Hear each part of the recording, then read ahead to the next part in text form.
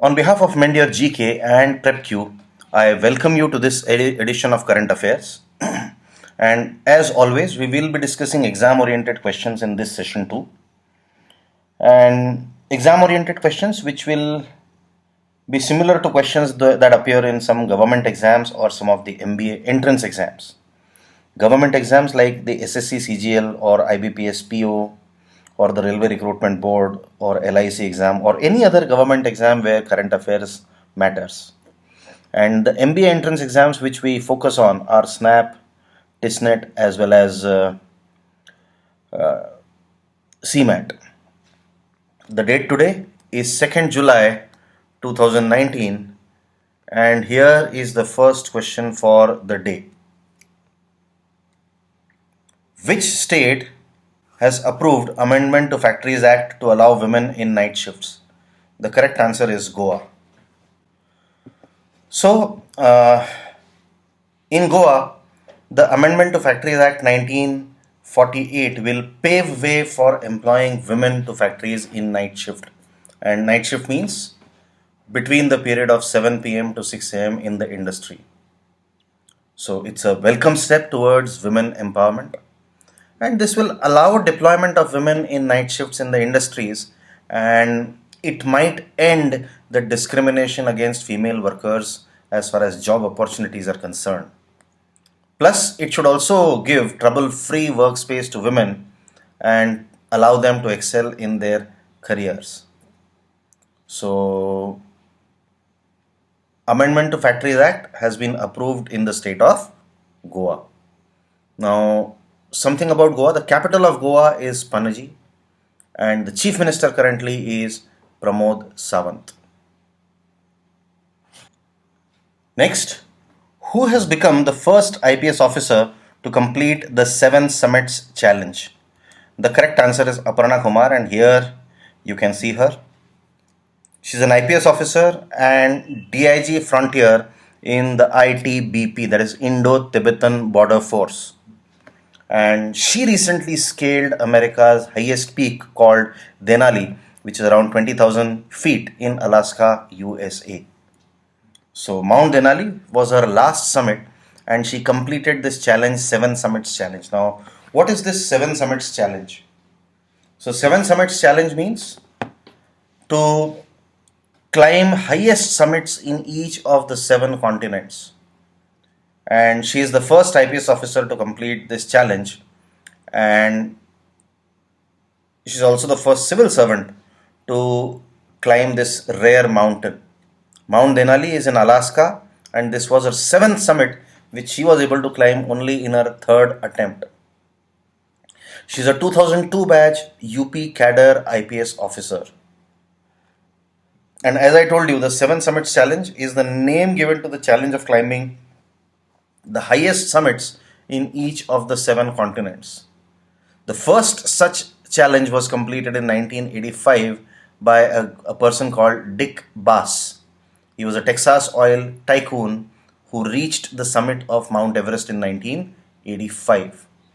The 7 summits includes the Kars-Tens Pyramid in Australia, Mount Kilimanjaro in Africa, Elbrus in Russia, Aconcagua in South America, Denali in North America, Vincent Massif in Antarctica, and Mount Everest in Asia. So these are the 7 summits which one has to climb to complete this challenge.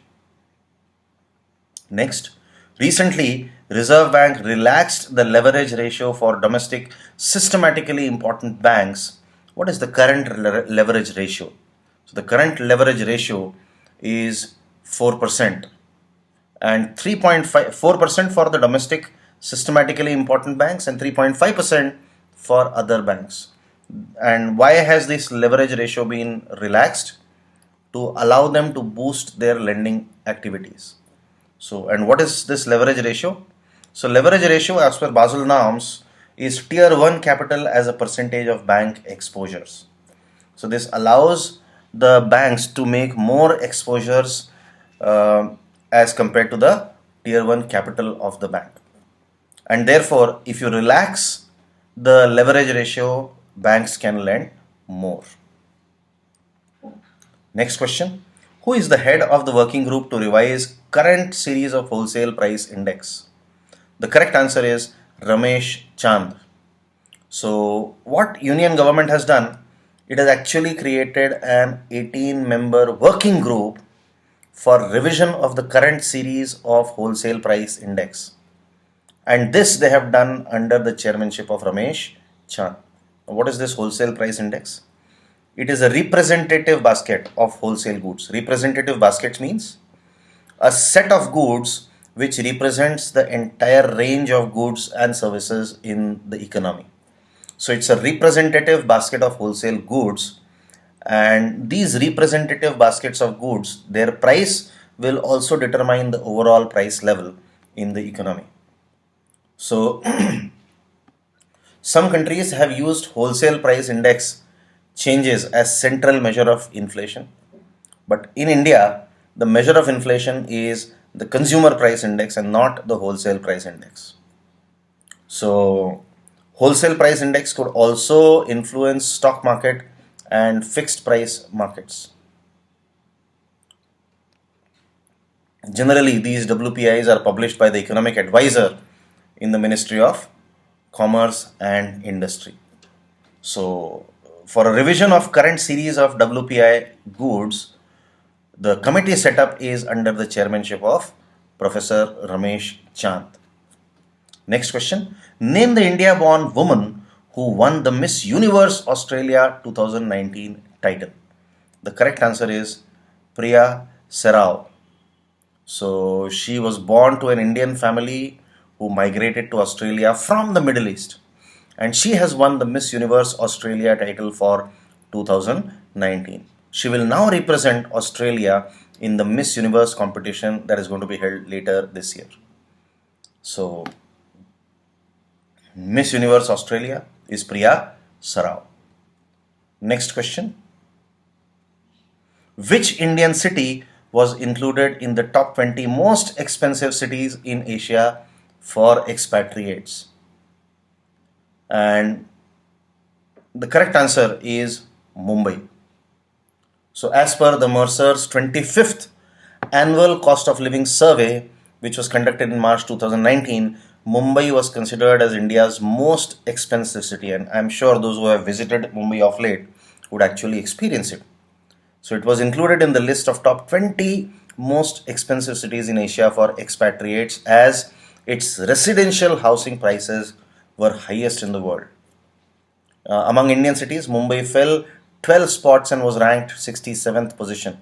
New Delhi, Chennai, Bangalore and Kolkata were some other cities which were included in the 200 costliest cities in terms of living prices.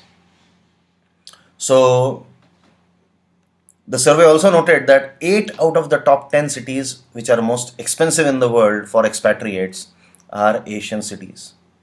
And this is due to high cost of expatriate consumer goods and housing in those countries. But which is the costliest city in the world? The costliest two in the world, they have not changed for a while, and the costliest is Hong Kong and the next costliest is Tokyo, followed by Singapore and Seoul. Next question. In which state Sahitya Academy Award winner Aburi Chaya Devi belongs? And Aburi Chaya Devi passed away recently on 28 June 2019. So she belongs to Andhra Pradesh. And some of her popular stories are Bonsai Batuku, Prayanam Sukhantam, Akiri Aidu, Nakshatralu, and Woodrose. Andhra Pradesh, the Chief Minister currently is Y.S. Jagan Mohan Reddy and the Governor is E.S.L. Narasimhan. Next question. The 2019 Singhe Kebabs Sindhu Festival was held in which of the following states? The correct answer is Jammu and Kashmir. So this festival is held in the Ladakh region of Jammu and Kashmir. And Ladakh Singhe Kebabs Sindhu Festival It is celebrated on the banks of Indus River at Leh.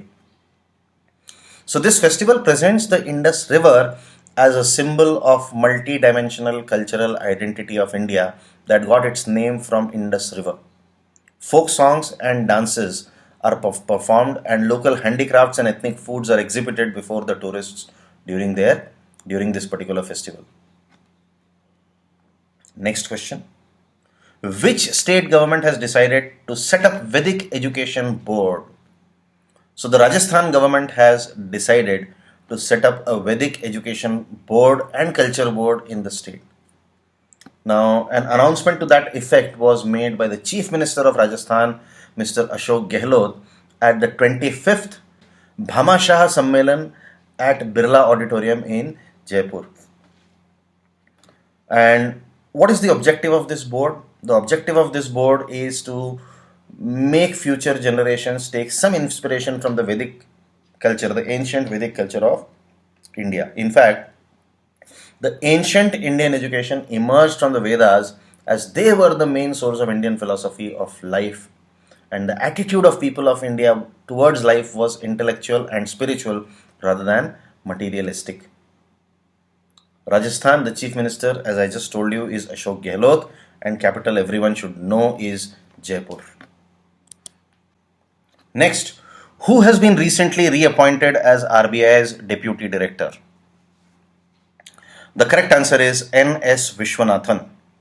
So the Appointments Committee of the Cabinet has approved the reappointment of N.S. Vishwanathan as the Deputy Governor of RBI for a period of 1 year with effect from 4th July. Earlier, only a few days back, we came to know about Viral Acharya, who was the Deputy RBI Governor, who resigned 6 months before the scheduled end of his term.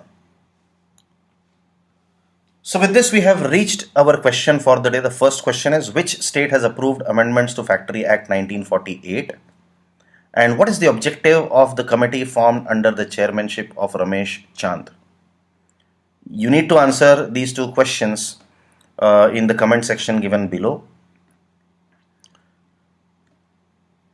If you are looking for any career related guidance, please contact me on 9826062415. I'll be happy to answer your queries. That's all for today. Thank you so much.